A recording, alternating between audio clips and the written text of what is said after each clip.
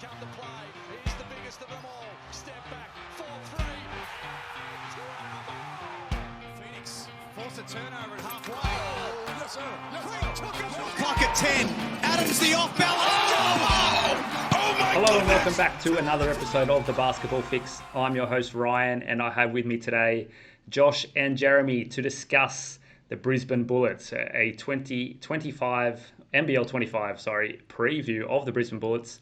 We'll also look a bit about their 2024 season. Going to look at their player movements, some of the challenges maybe that they face in the off season, whether they've passed those challenges or not. But before we get into it, just want to hear, boys, how have you been? Are you enjoying yourselves? Looking forward to basketball, Josh? Yeah, very looking forward to the NBL season. We're a couple of weeks away. I think we're just over 40 days away now from obviously the season starting. And looking forward to Hoops Fest and obviously the Boomers as well. And yeah, it's been a massive couple of weeks, I guess, for the basketball world. And I'm looking forward to diving in about the Brisbane Bullets. Yeah, it is coming up thick and fast, I feel at the moment. There is, like you said, season's not far away, but there's all this player movement going on. Every team is starting to lock down those final pieces of their squad. And then before we know it, we'll be into some preseason games and some NBL Bullets. So, yeah, really looking forward to it. Let's get stuck in. Now, guys, the Brisbane Bullets, they had a pretty poor season last year. They were kind of on the cusp. They could have made the finals, but the question would have remained, would they have done anything there? I want to just get your kind of feedback a little bit on their NBL 24 season before we get stuck into 25 and what's happened. Josh, I'll ask you first, mate. What are your kind of your main takeaways from the 2024 season? Yeah, it could have been the season of anything really for the Brisbane Bullets. Now, when I say that, I don't mean that they would have contended for an NBL championship, but they could have definitely made the finals, or they definitely could have finished on the bottom ladder. And it was quite interesting because they had a bit of a big three, and on paper, it's a very solid big three. And we'll touch on these guys in particular a little bit later in the show, but Sobey, Baines, and Shannon Scott. Now, that big three on paper is outstanding. You know, Aaron Baines, an NBA talented player. Nathan Sobey's represented the Australian Boomers. And Shannon Scott coming after last season at the Cairns Taipans with a lot of, I guess, fresh perspective and hope on what they can achieve with the Brisbane Bullets. And, you know, it was realistically an up and down season. And I guess they got a little bit out of some younger guys who we'll touch on later as well. But yeah, for a season as a whole, it was, I think, just about right because, they could have just been a finals team or they could have been on the bottom ladder. And, yeah, they've finished just outside of the finals picture in 7th position. Jez, do you have any kind of reflections on why they finished where they did? I just think they really, really struggled for consistency. They relied in the end a lot on Nathan Sobey and what he could do because, they didn't really get out of some of their buys and some of their inputs that they brought in. They didn't really get what they expected from them.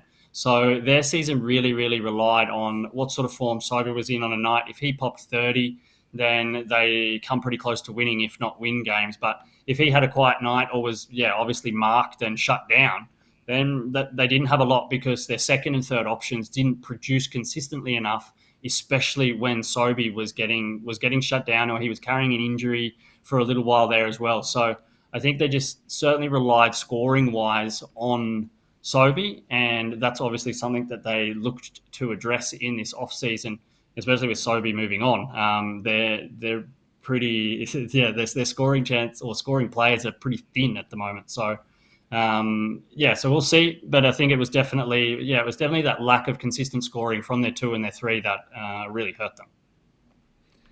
Now, before we get into player movements, we'll touch on Nathan Sobey there. I just want to remind our viewers and listeners that you can check out all of our NBL 25 team previews either on your streaming platform, on YouTube. Check out the website as well. We'll talk about all of these teams throughout the lead into NBL 25. And as we are about to touch on player movements, our kind of recap of the previous season and what we think the coming season will hold in store for each team.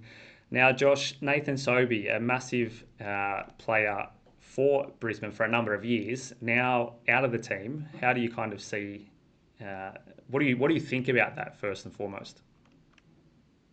Yeah, it's obviously a massive loss, I guess, for the Brisbane Bullets in terms of what they're going to lose on the offensive end, and obviously the caliber player that he is. He's a guy who averaged 20 points last season, I should say, and was obviously left to go back home to play for Southeast Melbourne Phoenix. And like you mentioned, we've touched on that move extensively in that episode, which you guys can check out now. But I've had my sort of queries and thoughts with Nathan Sobey for such a long period of time, and I just think he's been one of those guys who is selfish and not a great leader personally for me, because you see when his shot's not falling, his head drops. And as a leader, and I guess as a franchise player, and we talk about marquee players all the time, you've got to be, I guess, the strongest and bravest head in your team. You can't be dropping your shoulders. You can't be dropping your head. You can't be disappointed or actively disappointed when your personal game is not going well. Because there'd even be games that you'd see over his time in Brisbane where they'd be winning games of basketball, but because Nathan wasn't putting up 20 points per game, he wasn't happy. And it's a weird one because he is a selfish guy, and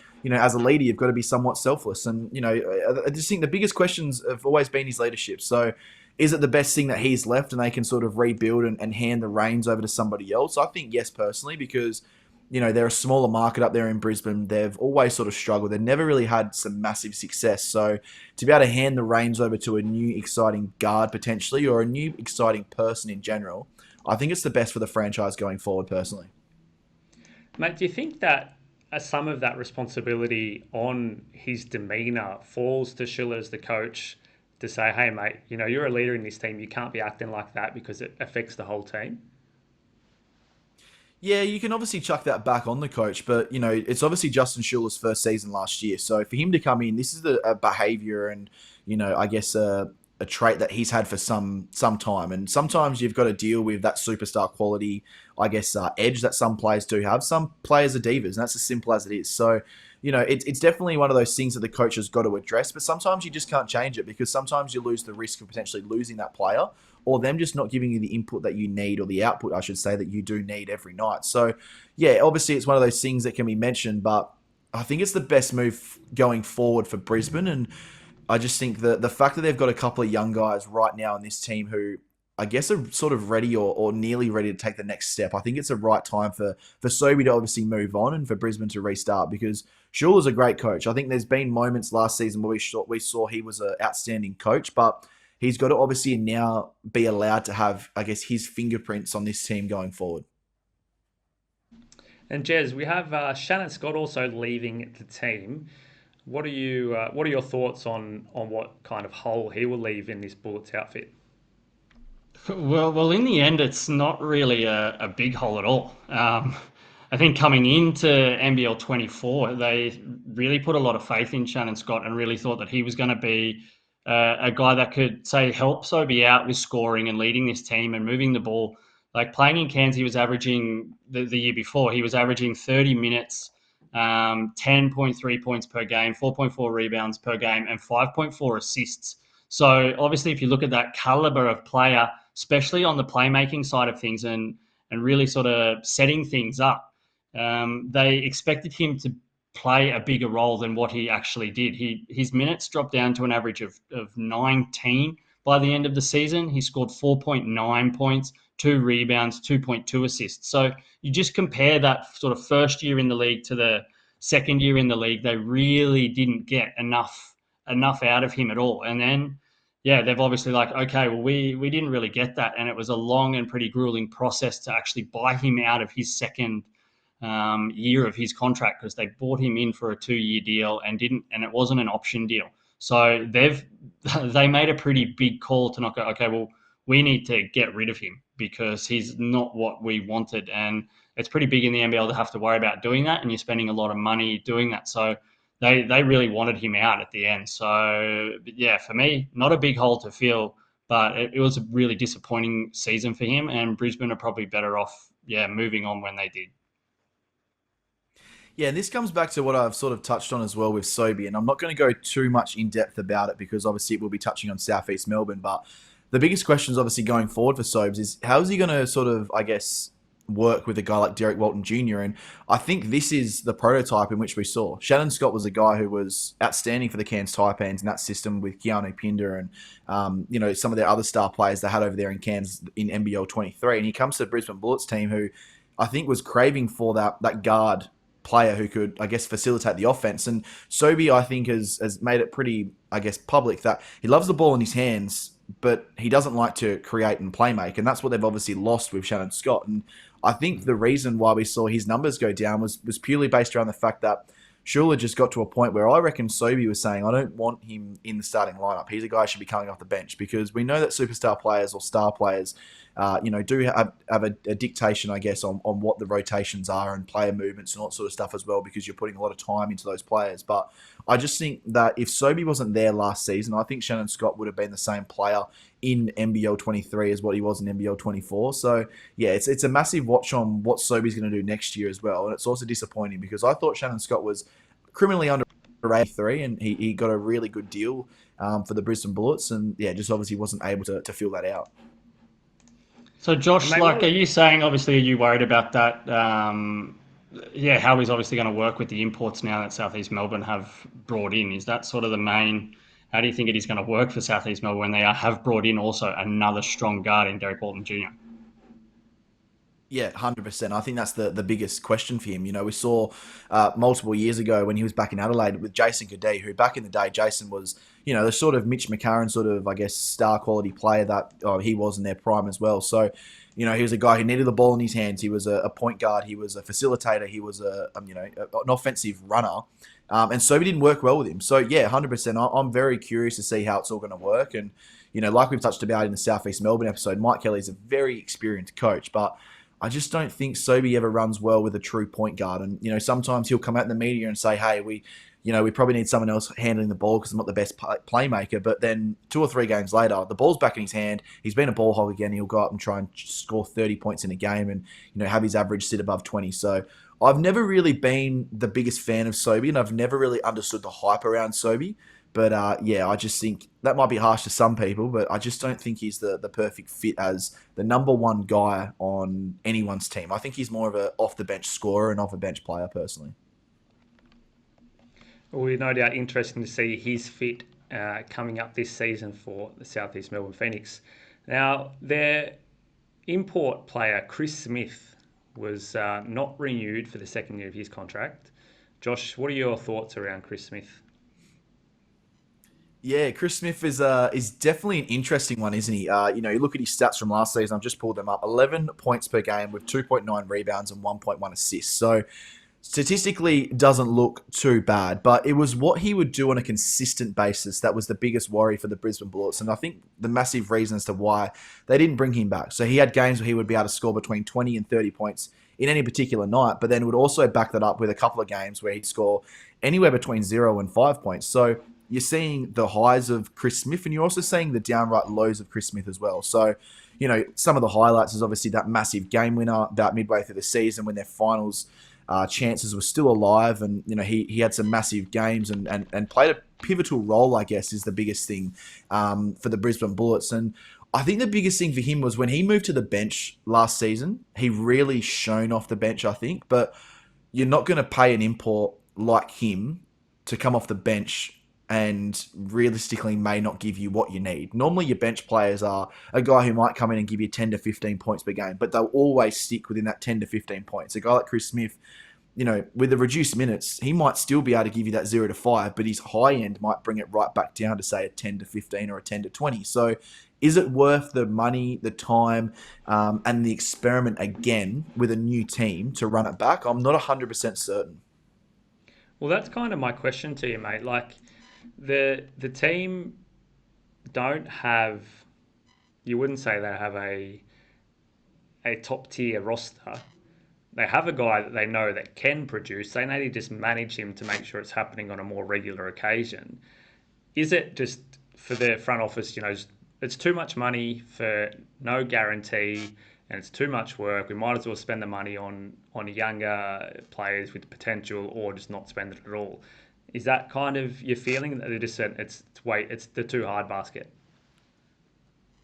Yeah, I think personally, mate, I just think it's one of those things that, I just think they just would rather not go with the experiment going forward. And I just think it's going to be interesting because, yeah, we saw what his highs were, but, I think they're going to get that production in an Isaac White or a Sam McDaniel this season, where they're going to get more minutes and more of a chance, obviously, to play some massive minutes. So, yeah, I think it's going to be interesting, but I think that's the sort of thing that they're going with, is obviously a bit of a rebuild and a retool.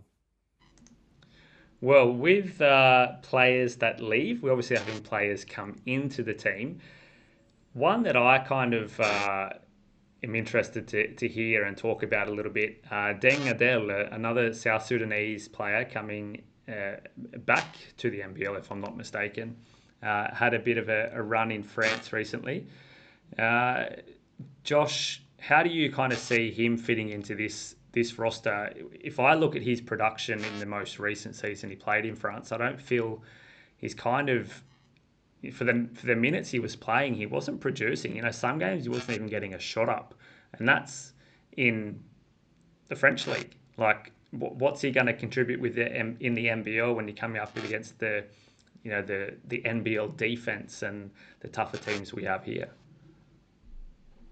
Yeah, he's a guy who I'm excited to see back in the NBL, because I think he most recently played for the Illawarra Hawks, I do believe, in the NBL, and he's a high flyer. He's a guy who's going to give you some highlight reels, and it's going to be more interesting to see how they establish his role within the NBL, especially at the Brisbane Bullets, because yeah, he could be anything or could be nothing, and that's what's scary for the Brisbane Bullets. Like, I don't think when we look at these imports, and we'll obviously touch on these guys more as we go along, I don't think they've nailed down the one guy. Like the one man, the leader, the go-to scorer, the guy who, hey, there's 10 seconds left on the clock. Let's give this guy the ball and let's let him have a shot. They haven't established that, in my particular opinion. And you guys might have some different thoughts. But yeah, I don't think Deng Adell's the guy to obviously do all that sort of stuff. But he's going to be solid. He's going to be very, very solid. Now, I think his role is going to be off the bench. I don't see him starting for this team. I think they're going to go quite tall. But yeah, I just don't see him being a starter caliber player. But yeah, what are some of your thoughts, Jez, maybe particularly on Deng Abdel or even one of the other guys as well? No, I just think, I don't know, I think like there's a few of these signings by Brisbane that come under that same sort of category as Dane Adele, and we will go into them a little bit, but it feels, yeah, they've brought in a couple of hit and miss players, and he definitely comes under that category because he hasn't sort of put up a whole lot of numbers. He obviously ticks the box of getting on this bandwagon of South Sudanese players and getting them in the league. I think you have to have one now in the NBL because they bring so much flair and they have been really great for the NBL. But otherwise, potentially like he's sort of gotten around. He didn't produce that much when he played for Illawarra, and he hasn't done a lot since. He played in like the Canadian second league where he probably had his best season. That was back in 22-23, putting up 17.5 points, 5.8 rebounds, and 4.4 assists. But that's obviously in second division in Canada. So it is a bit of a worry. But I think when you were talking about, okay, they don't really have that guy where they're going to center their offense around, I think it's definitely James Bateman that they've brought in. From listening to sort of other pods and getting a bit of information out there on James Bateman, they were chasing him for NBL 24 and didn't have the cash, and obviously they were putting their money elsewhere and it didn't pay off. So I think now that they had a bit of cash in their back pocket, they bought out a couple of these players, didn't take the option on Smith. I think it sounds like they're putting a lot of faith into James Bateman. He shoots well. They need scorers and they need shooters. And he was shooting last year, playing in the league in Israel, shooting 46.5% from the field, 40.6% from three. And that's something that they do need. He's putting up 17.3 points per game in that league. So I think they're putting a lot of faith in him, and especially with, not really having any other playmaker. He's known to be a really, really charismatic guy. And for me, that means maybe that people are putting it politely. Obviously, he has that winner attitude and sort of that, I don't know, typical attitude of, all right, I am the number one guy. So maybe with this small little clean out that they've done, you see him taking the reins and it will be his team. Like they've brought in sort of another import Keandre Cook, that's also just a shooter, but he's sort of a little bit more of I think he's more of a role player, and he knows he's going to know his role, and it's definitely going to be Bateman's team. Yeah, it's definitely very interesting. And one guy that we haven't sort of mentioned, and he's not a guy who's left or just recently signed, but Casey Prather is another guy who's going to continue on, obviously, for the Brisbane Bullets in NBL25. He signed, I think, about halfway through or towards the back end of the season last year for the Brisbane Bullets. And NBL fans will know who Casey Prather is. He's a former Perth Wildcat. He's a former Melbourne United player. He's won NBL championships. He's a guy who's been up there in MVP voting.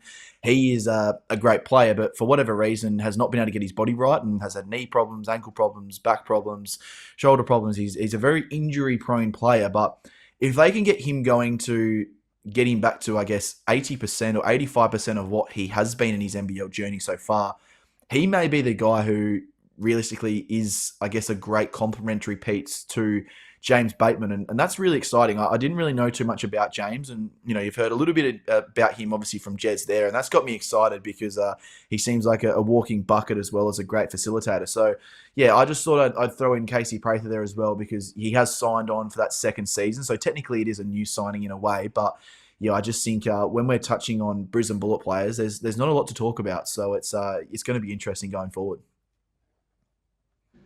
We have I'm used to Tohi Smith Milner from a Kiwi coming to the Bullets, signed on a 2-year deal, the second year team option. A little bit older player, but quite an accomplished shooter. Josh, how do you kind of see him fitting into this team?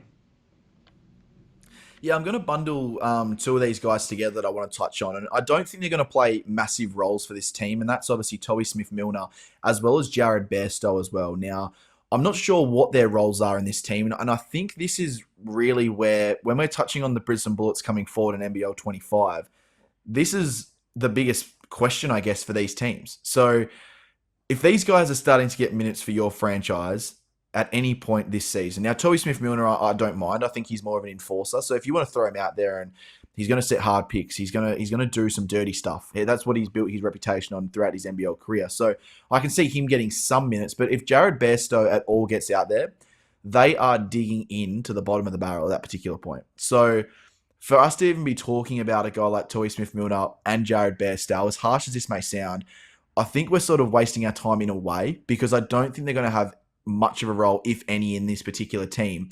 But it also does reflect on, I guess, how poor their offseason has been so far if we are touching on these particular players. So, yeah, I just think it's going to be interesting because they could do great things and they could be, good, I guess, on the court. But where I see these guys being the best and the perfect fit for the Brisbane Bullets is off the court because they're going to be strong leaders. They're going to have, obviously, some championship pedigree. We've just seen Jared Bairstow come from the Tasmanian Jack Jumpers. So, yeah, I just think it's going to be very interesting. Jez, you touched a little bit on Keandre Cook just prior to talking about these two guys. Do you have anything more you want to kind of speak about with him? Yeah, well, I think he comes under it like I said, I think he knows his role. He's obviously not going to be someone that's going to be leading this offense, but he's goes into that category again of a player that's a little bit you don't really know what you're going to get from him. He is an import. And he can have some huge games. But like you sort of look at his last few seasons and he's been one of these players that has been a little bit inconsistent. He was playing in the German league last season and he put up okay numbers at 14.5 points per game, 4.3 rebounds per game and 1.8 assists.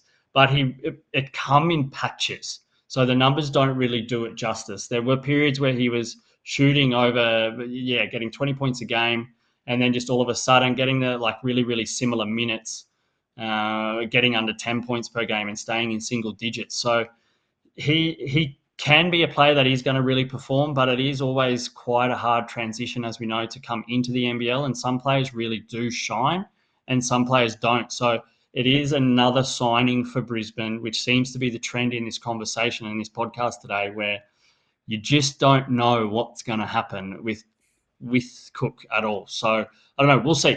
But yeah, I obviously you hope for the best, but a lot of these signings are really touch and go for Brisbane.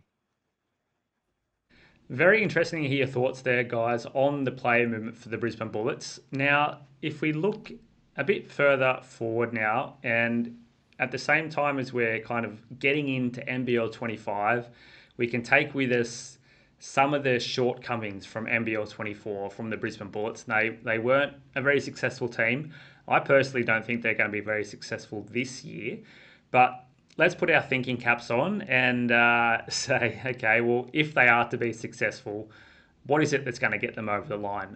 Josh, I'll throw to you first, mate. Yeah, I think it's been a bit of a trend with these bottom teams, I guess, and that's getting a leader and a superstar sort of talent in that particular, I guess, field. I guess is I think they've got some leaders, but they're also very young. I look at a guy like Josh Bannon now. We've spoken exclusively about him, and I think the Banana Man, as Jez and Ryan have called him, I think he's the future for the Brisbane Bullets. Now, they're obviously going to lose Rocco Zikarsky at the end of this season because he's inevitably going to be getting drafted into the NBA in the up-and-coming draft. So Josh Bannon's a guy that they need to build around going forward, and they need to throw the kitchen sink at him and give him whatever he wants, whenever he wants. So I think it's obviously addressing that sort of front as well, because yes, Josh is a great leader, but he's still a couple of years away from being a complete player in person. So I don't know if they have addressed that issue just yet, but we're going to see obviously going forward. And I think the biggest one as well is changing the environment completely. So we touched on Nathan Sobey, and I've been very critical of him in the past, and obviously in this episode as well, about him being a little bit too selfish. So I think the biggest thing is obviously getting team first players. And I think they've done that to a certain extent potentially. But I think when you look at guys like Isaac White, Sam McDaniel, Rocco Sikorsky, Josh Bannon, they are very, I guess it's all about, and even I'm going to throw Tyrell Harrison in there as well. They're all about us and not me. And that's really important going forward, because as a team and as a franchise, you've really got to really put it into perspective.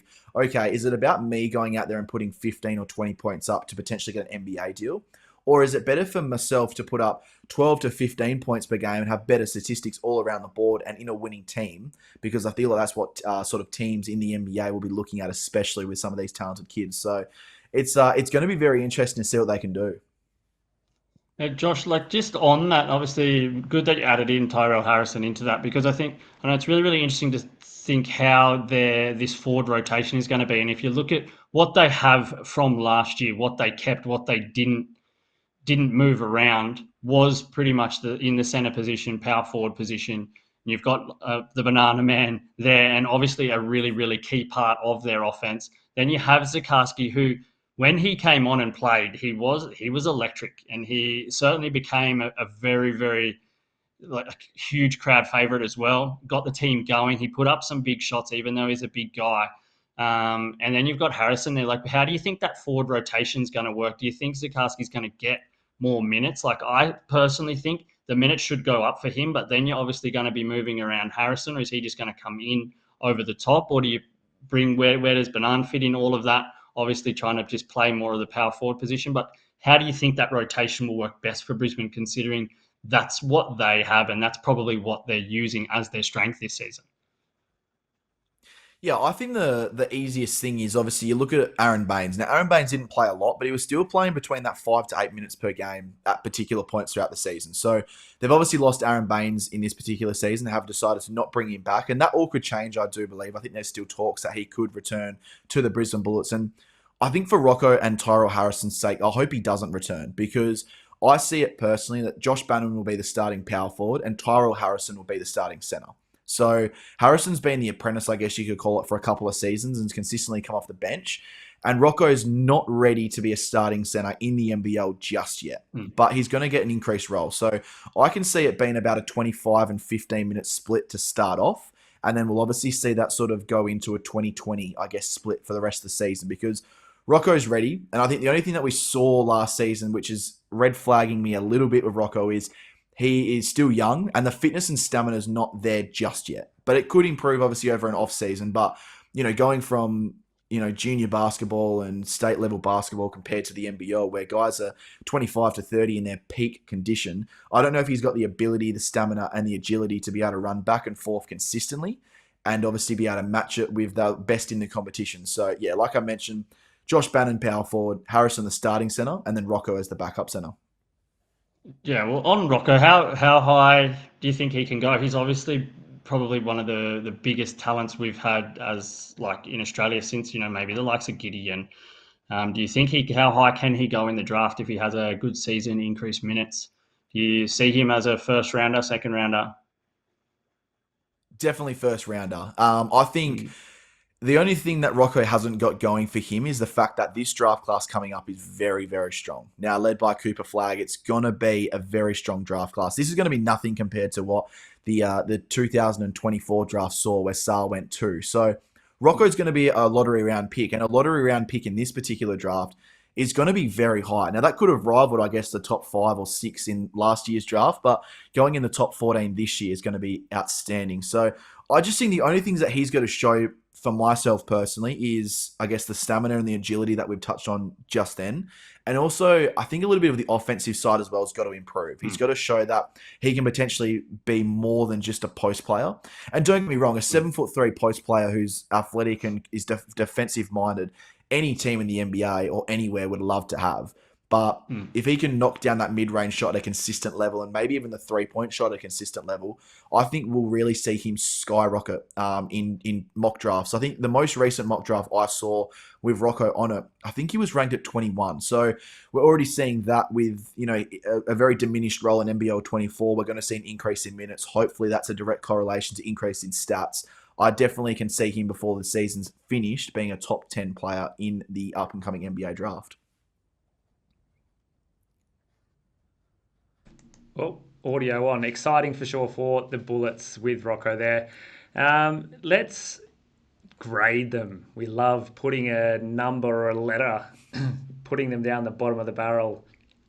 The off-season that they've had, how would we grade it? I'll kick it off here. I don't think they have moved the needle especially far with their signings. I don't think they have really taken the problems from last season and studied them and said, okay, well, this is what we're going to do to make our team substantially better.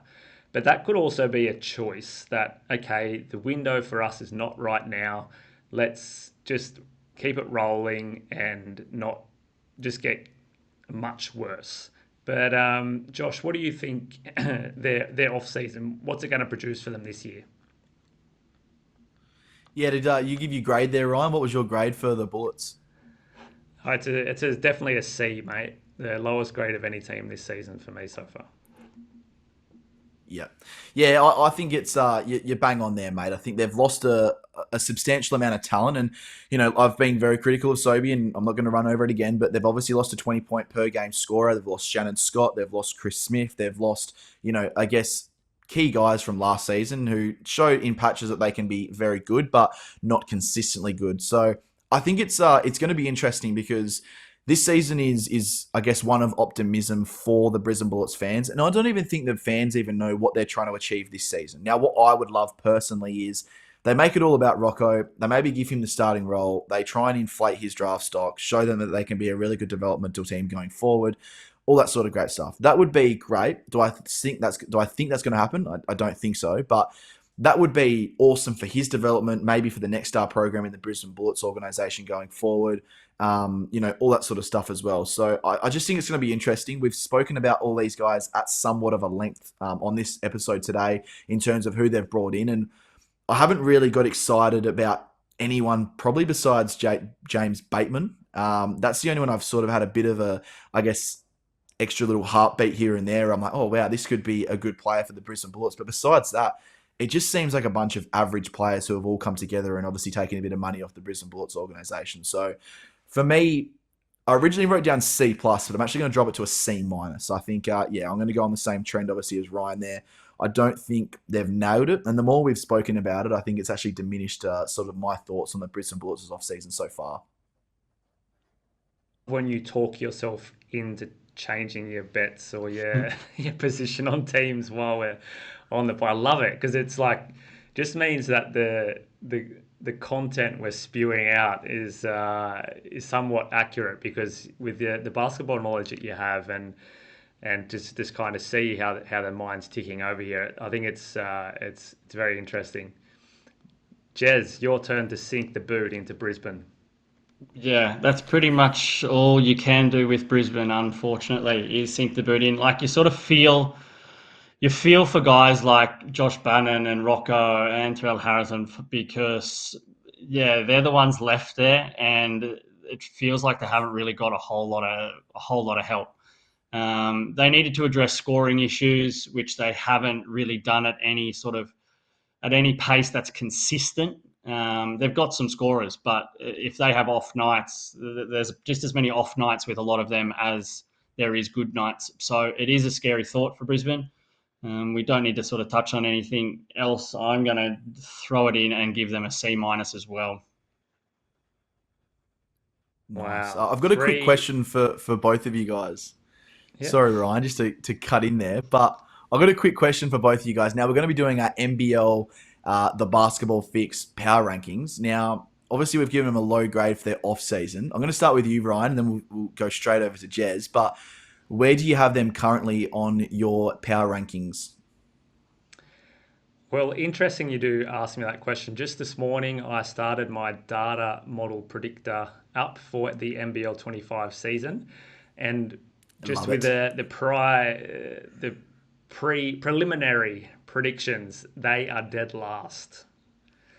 So that is going to play a big role in my power rankings when they finally come around. I'm all about the analytical data and pushing it through different kind of systems to spit out an answer, and it's not looking too good for them, unfortunately. Yeah, I don't think you really need to have any data modeling or anything when it comes to Brisbane. I think you're going to find them smack bang at the bottom of the list, and I really hope that it doesn't hurt Rocco Zukowski's chances in the draft. But it could actually turn out to be a positive for him because he could all of a sudden get some increased minutes because their season is not going the way it's supposed to. So at the back end of the season, they could do exactly like you said, Josh, and start giving him heaps more minutes to build up his pedigree. So, yeah, in one way, you almost hope for the kid that it doesn't go so well because it means that he should see some more time on the court, which could be exactly what he needs to go higher in the draft.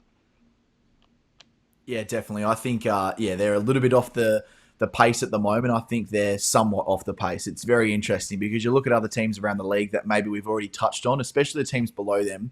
Some have got better or, have sort of, I guess, stagnated in a way. They're sort of on the same trajectory as what they were last season. But the Brisbane Bullets look like they've taken 3 steps back. We always touch on it, 2 steps back, 1 step forward. They've taken 3 steps back. So are you even going to take that 1 step forward? I'm not even sure. So, yeah, it's going to be interesting. And it's sad for my man, Josh Bannon and Rocco Zukowski going forward. And also shout out to another basketball fix sort of favourite as well in Isaac White. Hopefully he has a big season for the Brisbane Bullets. But that's me out, Ryan. And, thanks for that. Oh, I think one thing that the Bullets fans can at least take as some sort of positive into the season is that there's not a lot of teams, and what is it, 8 of them that can possibly make finals. So you don't have to win that 6. many games to have a chance at least. So it's not all doom and gloom, but they have an uphill battle, that is for sure. Well, boys, that's the episode for today. The Brisbane Bullets all wrapped up. We are almost halfway. Are we halfway through? Halfway through the teams. Just about. Of the, That's 6 out of 10. 6 out of 10. The 2025 previews. As we mentioned earlier, don't forget you can check out all the 2025 previews on your favourite streaming platform, on the YouTube channel, also on our website, thebasketballfix.com. Follow us on the socials. Also, let us know in the comments of any of the social media channels there what you would like us to dig into a little bit. If you have any inside scoops on your favourite team, we can dig a bit deeper. Josh knows everybody and anybody in the NBL, so we'll get him on the scent without any troubles. But we hope you are enjoying the content we're giving you. Again, don't forget to like, subscribe, follow everywhere you can. And we have hoped that we have given you your basketball fix. He's the biggest of them all. Step back, 4-3. Phoenix force a turnover.